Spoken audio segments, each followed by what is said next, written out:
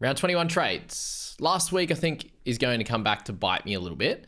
This week is fairly simple in terms of trades. There's a couple of small little minor options and changes that could be made, but the mistake was made last week. I think to be able to hold trades in terms of this week by getting Cleary last week, I think that was the play. And if things sort of went sour, I could have made some further trades. But I think likely I would have made like one trade this week to get a current or something like that if I'd already went for Cleary. That's probably where I'd be at, and I'd be sitting at 4 trades instead of 3. So we'll see if that does come back to bite me, and I'm sure it will. But I do have to get Cleary in this week, make him my captain, and go with the pack on that front, and hope that my sort of pod players in Cook, in Watson in there, obviously Cotter, and guys like Galvin, who not ridiculously owned now, like 70%. Guys like Hughes, guys like Blore can come out and do a job for me with Karaz and these types of guys. So if that plays out, then I think I'll continue to improve my rank. If those guys sort of struggle a little bit, I'll probably just hold steady and might eventually fall away a little bit with the lack of trade. So my 2 trades this week, Wishart likely to be put on the bench at number 14 with Munster now in that 17 in their update. So Wishart goes out along with Weeks, and I'm getting Cleary and getting Starling as well. And obviously I don't need the clear hooker cover right now, but I do think that he has the ability to obviously play the rest of the season, start, whether it's 50, 55, 60, 65, all the way up to 80 minutes, whatever that's going to be, he still does score well. So whether it's a 40 average from here, whether it's a 50 average from here, he should still be able to do well and play the rest of the season with no buys, basically. The only main problem would be if he gets moved to the bench again, but they did obviously win last week with him playing the 80 minutes. I think he'll play 60 this week or 55 or something like that. And there is obviously room to be disappointed, but he is 438k, likely to score well above where he's currently priced at, and he'll do a good job. So Wishy and Weeks, it's been great. Thank you so much, Wishy, for doing awesome things. 410k he's made this year, and Weeks, you did a cracking job for the side as well. So thank you very much for your tenure in my side. But what that does look at now is a really nice looking side. So I'm going to loop Fainu this week. He plays the first game, and then I've got Greg Marzu to use as that looper, the only guy in my team that's on a bye this week, and we'll see how Fainu goes. If it goes exactly as we think it's going to go, in Fainu like a 36, I'll probably just leave him in that slot, leave Greg where he is, and muck around with some other type of loops there in our wing fullback position there. Obviously with Jai Gray, he can stay in that 6 slot, and we'll see how he plays in that one. And we'll muck around with obviously with Garrick, Drinky, and Teddy in there as well in that spot there, so we can muck around with that. And then if Gray happens to play super well, we can muck around with those other 2 slots there as well, which is cool. So that's that's sort of the main news around my side in that one there. So White and Hughes, Blore, Starling, which is good. Obviously Cook, Plass, kind of the other one we can muck around with. If we do decide to take Fainu's points, it's probably Plath that comes out. Blore picked up a 72. He has some upside, so he'll stay in that one. We could muck around with the wing fullback out if we wanted to, but I do think they have some clear massive upside, where Plath, it's probably more tackles at this point that he's going to get. Karaz, Iro will leave. We can muck around with maybe Iro out as well if we want to loop, but I do think the 17 is pretty good this week, and if injuries don't come, we should have a pretty good season. My main sort of worry, or the people I don't have, is like a Payne Haas up there at the top. Guys like AFB, important guys as well. Isaiah Yo, if they happen to score 70 plus, that's a little bit frustrating. Guys like Nickera, who have done a good job as well. Fogarty in that one. Very happy with where my hooking stocks are at with Cook, and obviously Watson as well. So just a collection of those top guys, but I've got all the other ones in Kolomatangi, Watson, Cook, these types of players there with Teddy that all could go nuts, and Hughes that could do good things as well. So happy enough with the side. Wish I had probably 2 more trades, but beggars can't be choosers, and I made these decisions across the season. Some decisions I made that put me in this position, and I wish I had those trades back or went for a different decision.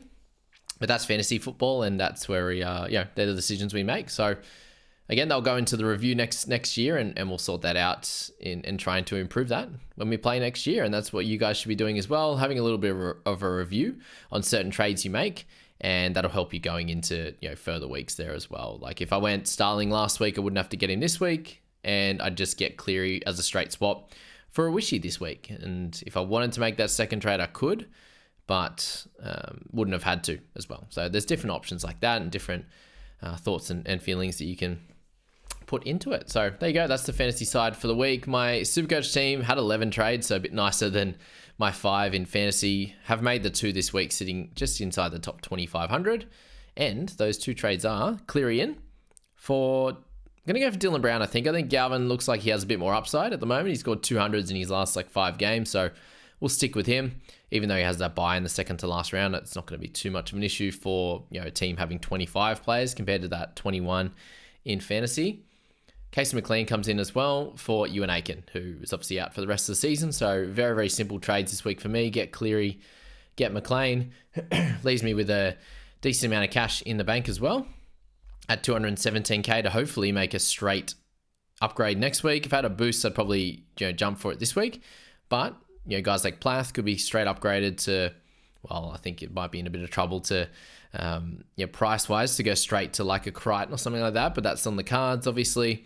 And potentially an upgrade in the centre wing could be the other option as well. So we'll muck around with things like that next week. But I do think the 17 I'll get on the park this week will do pretty well. In Watson, Mayfanor, Blake, Fafita, Katoa, Curran. Going to leave Plath out and Smithies. Cleary, captain, likely. We'll see, muck around with the Vice as well. Jerome Hughes, you've got Galvin and Campbell. So a lot of upside between that 4. Garrick, Holmes, Asako, Isaac Tungo. And then at the moment, I'm reserving Iro, but could reserve McLean or could switch McLean with Tungo. But then Teddy and Trebojevic. So a pretty solid 17 this week. I'm excited for it. And with 9 trades to go, I can still make some upgrades and hopefully get out of this sort of mid-2000s range that I've been, hanging in for the last few weeks and push into the top 2K, into the ones, and then hopefully push for that top 1,000, which we'll hopefully get to. So they're the trades for the week across the overall sides. I'll show you the head-to-head teams now. 2 trades as well in the head-to-head side there. So 5 remaining, which is a little bit better than my overall side. And it looks really strong. Unfortunately, no loopers this week. And the 2 trades that I have decided with are Wishart and Weeks out, exact same, for Cleary and actually Jack Howarth. So a 371k, he covers 2 positions. I think he's going to score pretty well.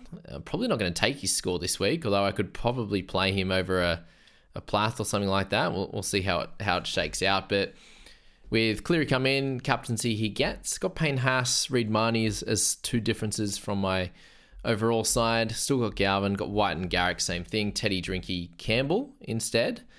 And then Nickera, Madison, Plath, and Starling rounds out the 17 with Blaze Talangi, Sipley, Howarth, and Iro. So hopefully, if I can, there's a little bit of an upgrade for a Talangi, a Sipley, I'd say, something like that. One of those 2 guys. Whether it ends up being an upgrade, downgrade to try and win some head-to-head finals. But obviously, at the moment, looking to hold steady over the next week or 2, most likely, and then get into those final series. So at the moment in my leagues, we're not up to finals yet at the moment, which is apart from the head-to-head JBFA one, but all the others we're not in head-to-head finals series yet. If you're looking at the Gargarov, for example, there I've got this week only to make the top 8. So pretty important to push and get into that top 8 this week in that league. If we're looking at some other ones, so the Serraldo one, we're looking at same thing, round 22 qualifying final. Some of them will be round 23, so the next week or 2 that I've got to really get myself in a good position in these leagues, cement myself in the top 4 for most of them. And in the Amateurs League, they try to push, you got 2 weeks for that one, try to push into the top 4. But obviously don't want to use all my trades as well, so that we run out when the whips are cracking in the back end there around 24, 25, 26 when finals are on. So that's something that we are monitoring here in this team to make sure we get into a good position there. But overall, the team looks great. Very, very happy with where things are at and the scores that we could throw up this week and beyond. So a really, really good push over the last 4 or 5 weeks. We're 6,600 overall. It just shows the improvement in the side. In round 13 was 16,000 overall. They're 25,000 overall in round 11. So it's been a tremendous turnaround to gain 22,000 spots, which I think is a really cool thing to show you in a head-to-head team as well, pushing to get wins in head-to-head games, that I was able to improve my overall rank drastically over that time. So it should be a little bit of a helper to you guys to show that it can be done. Basically 20,000 spots in 10 weeks, which is incredible. And hopefully it can show you guys that it can be done. And yeah, that's basically all I wanted to show from this team. And we're in a pretty good spot heading into the final 6 rounds it'll be, with 5 trades. Not too bad. And hopefully the odd upgrade there could be really, really good. And having a looper each week will be helpful as well. And in my head-to-head team for Supercoach, it's basically a last-ditch effort here to get myself anywhere close to these final series. So 2 more weeks to go before finals. I'm sitting in 13th out of 20 in both my important head-to-head comps. So we need a win this week. We need back-to-back big wins to be any chance of sneaking into that 8. Actually, this week we didn't go Plath and Brown to Isaiah Yeo and Cleary. So going a little bit all in on that front, just to get 2 great players. So currently not actually even playing Api Coruscant on the bench, coming back from his calf injury. So it's Reid Marnie, Terrell May, Adam Finnell-Blake. We've got Fafita in there with Connor Watson, Isaiah Yeo, and Eli Katoa. Porter actually ends up in the starting side, which is pretty funny. But Cleary, Hughes, Burton, and Galvin. Dom Young, Garrick, Holmes, Asako, and Iro. And then Tedesco currently in that squad. So a really solid 17. Looking forward to seeing how, if we can get good scores out of Watson and Yeo and sort of some consistency. Hopefully a really good score from Eli Katoa, which we've been missing for a while, and a bounce back from Reid Marnie, which I really think is a high chance this week. Up against the Broncos, he'll be right up for that clash. A bounce back for Jerome Hughes, and a better average, I think, across my 4 there. Dom Young, Garrick, Holmes, and Asako, and a better score from Tedesco. Overall there would be delightful, and I think that's very much on the cards, and it should be, and hopefully a big score from this head-to-head side. And if it doesn't work out, that if I can't get the 2 wins, or if I get the 2 wins and don't make it, it just shows that I'm in really, really good leagues, and well done to those guys that are doing good things. But yeah, it's an all-in effort here to get into the finals, and then we'll try and scrape through it with the low trades if that's the case. But yeah, to becoming like 3,700 and yeah, really even struggling to get close to the 8 shows the quality that I'm up against, and a bit of luck there as well. So they're all the trades for the week, guys. I hope this video helped you guys, and I can't wait to see how it all pans out this weekend.